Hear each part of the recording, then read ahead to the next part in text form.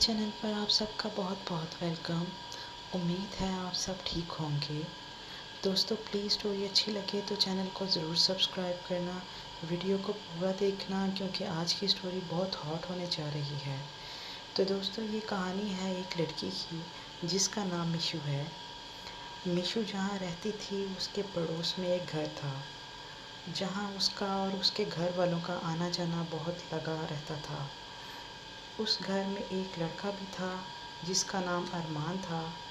अरमान मिशु से 3 या 4 साल छोटा था, इसलिए अरमान उसे दीदी कहकर पुकारता था।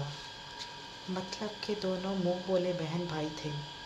वक्त के साथ साथ अरमान को कहीं और घर शिफ्ट करना पड़ा, पर उसका कांटेक्ट होता रहा। कभी मिशु के घर कंप्यूटर रिपेयर करने के बहाने तो कभी किसी और काम के बहाने। मिशु ब्यूटी पार्लर का काम अच्छे से जानती थी।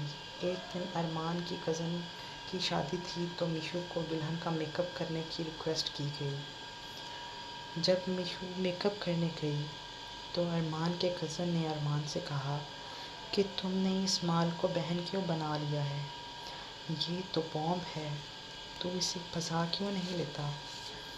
अरमान ने कहा, भाई वो मुझसे बड़ी है और उसे बहन मानता हूँ मैंने कहा उनके बारे में ऐसा नहीं सोचा। तो अरमान के कज़न ने कहा, जा यार, तू भी बच्चा ही रहेगा, तू नहीं फंसा सकता। उसके बाद अरमान की मिशु से टेक्स्ट पर बात हो रही थी कि अचानक अरमान को अपने कज़न की बात याद आ गई और उसने सोचा कोशिश की जा सकती है। उसने मिशु से कहा, मुझे आपसे ज़रूरी बात करनी है। मिशु ने कहा, हाँ बोलो। अरमान ने कहा, आई लव यू। मिशु को शौक सा लगा और वो बोली, ये क्या बकवास कर रहे हो, बहन हूँ तुम्हारी मैं। तो अरमान डर गया और बोला, मैं तो सिर्फ मजाक कर रहा था। उसके बाद वैसा ही चलने लगा। कुछ टाइम बाद अरमान को बेचैनी सी होने लगी क्योंकि अब वो मिशु को किसी और नज़रिए से देखने लगा था। उसका फिगर, उसके लंबे बाल और टाइट ड्रेस उसे रात भर बेचैन करती थी। जब अरमान से सब्र ना हुआ तो उसने एक बार फिर से मिशु को आई लव यू बोल दिया। उसने सोचा अब कदम वापस नहीं लूँगा, कुछ भी हो जाए।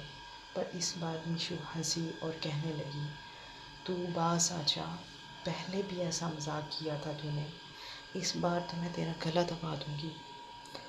मिशु का हंसते हुए फ्रैंक होकर जवाब मिलने पर अरमान में थोड़ी सी हिम्मत आ गई और अरमान ने कहा, मैं मजाक नहीं कर रहा और ना ही पहले किया था, पहली बार मैं डर गया था इसलिए कहा था कि मजाक कर रहा हूँ। तो मिशु बोली कि अब डर नहीं लगा तुम्हें। अरमान ने कहा, अब मैंने सोच लिया है, जो होगा देखा जाएगा। मिशु ने कहा, तुम छोटे हो मुझसे। अरमान ने कहा, प्यार में छोटा बड़ा नहीं होता, मुझे तो हो गया है तुमसे। तो मिशु ने कहा कि सीरियस ना हो जाना कि आगे जाकर तुम्हें मुश्किल हो, हम बेस्ट फ्रेंड्स बनकर रह लेंगे। अरमान मान गया। अब उनकी फ्रैंकनेस पहले से ज़्यादा बढ़ गई थी। एक दिन अरमान ने मिशु को कहा कि हम दोस्त तो हैं, पर मैं तुमसे प्यार करता हूँ, मेरी भी ख्वाहिश है कि मैं तुम्हें किस करूँ, तुमसे बहुत ज़्यादा प्यार करूँ। मिशु ने मना किया तो अरमान ने कहा, किस तो दे दो कम अज़ कम। खैर मिशु मान गई, पर मसला ये था कि मिशु कहीं बाहर नहीं जाती थी, वो घर ही रहती थी। तो कहने लगी, मामा 2 बजे सब्ज़ी वगैरह लेने जाती हैं, तब टेक्स्ट करूँगी तो तुम आ जाना। अरमान बहुत एक्साइटेड हुआ और ठीक 2 बजे मिशु की मामा बाहर गईं तो अरमान उसके घर आ गया। अब दोनों एक दूसरे को देखकर शर्मा रहे थे। मिशु अपने होठों को दांतों में दबा रही थी। टाइम गुज़र रहा था और मिशू की मामा बस घर आने ही वाली थी, तो अरमान ने खुद झपट कर मिशू को गर्दन से पकड़ लिया और उसके होठों पर अपने होठ रख लिए। बहुत ही शॉर्ट सी किस के बाद जब अरमान घर आया तो मिशू ने टेक्स्ट किया कि यार बहुत अमेजिंग फीलिंग आ रही है, मेरा दिल कर रहा है और किसेस करने का। अरमान ने कहा तो मैं कल फिर आ जाता हूँ ना। और फिर अरमान अगले दिन दोबारा आया, इस बार शर्माने के बजाय लॉन्ग किस की दोनों ने। और अरमान का हाथ आहिस्ता आहिस्ता मीशू के उभरते हुए सीने पर आया। मीशू किस में इतनी मगन थी, उसे बहुत मज़ा आ रहा था, पर टाइम की कमी। खैर अरमान चला गया, फिर रोज़ किस होने लगी। एक दिन मीशू के घर वाले आउटिंग के लिए ज़ू जा रहे थे। मीशू ने अरमान को बताया, पर अरमान ने कहा तुम मत जाओ, हम मज़े करेंगे ना। मीशू ने कहा ये तो बहुत अच्छा आइडिया है। मीशू ने घर पर मना कर दिया कि उसकी तबीयत ठीक नहीं, तो आप सब जाएं। सब गए तो अरमान मीशू के घर आ गया।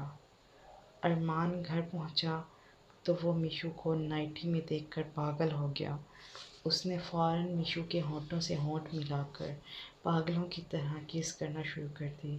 उसके हाथ सरकते हुए मीशू के बूब्स पर आने लगे और वह मदहोश होकर दबाने लगा। मीशू भी अरमान के हाथों पर हाथ रखकर अपने बूब्स दबा रही थी। मीशू को भी मज़ा आ रहा था। वो किस करते हुए बेड पर गिरे।